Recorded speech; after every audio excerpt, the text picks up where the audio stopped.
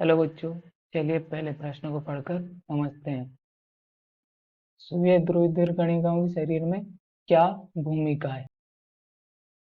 मुख्य अवधारणा।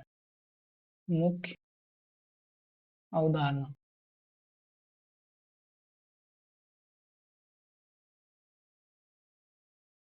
श्वेत रुधिर कणिकाओं में श्वेत रुधिर कणिकाओं या कोशिकाओं में यानी व्हाइट ब्लड सेल्स में हीमोग्लोबिन के अभाव के कारण हीमोग्लोबिन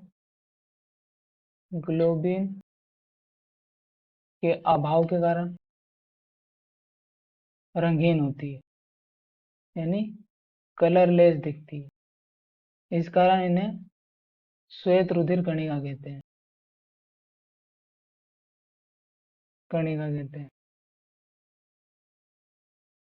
श्वेत रुधिर कणिकाएं दो प्रकार की होती है। एक होती है कणिकाणु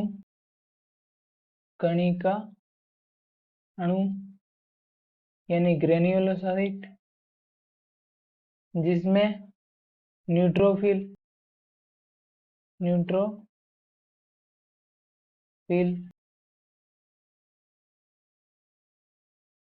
इयोसिनोफिल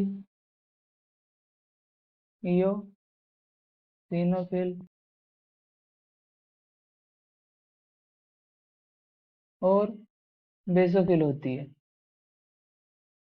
ये तीनों ग्रेन्युलोसाइट में मिलती है, यानी कणिका अणु में मिलती है। जबकि जो दूसरे प्रकार की होती है वह आकणिकाणु कोशिका होती है, यानी आकण कोशिका, जिसे एक ग्रेन्युलोसाइट कहते हैं।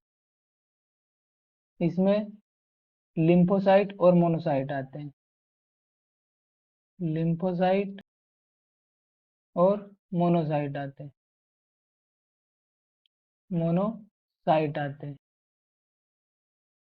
बात करें इनकी भूमिका की, तो मोनोसाइट और न्यूट्रोफिल, कौन कौन? मोनोसाइट और न्यूट्रोफिल, ये भक्षण कोशिका होती है। जो अंदर प्रवेश करने वाले, शरीर के अंदर प्रवेश करने वाले बाह्य जीवों को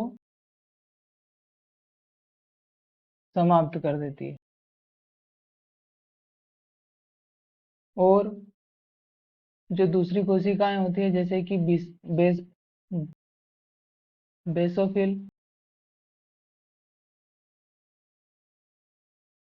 या शोधकारी क्रियाओं में भाग लेती है।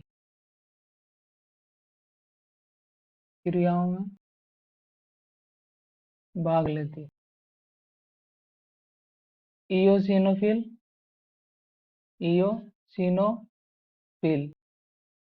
जो कि एक कणिकाणु कोशिका होती है।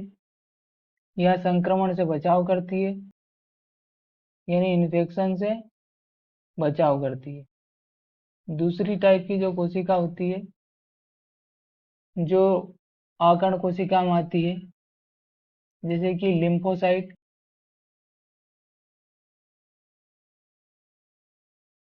या बी और टी प्रकार की होती है। यानी बी लिम्फोसाइट और टी लिम्फोसाइट, यह शरीर की प्रतिरक्षा में भाग लेती है।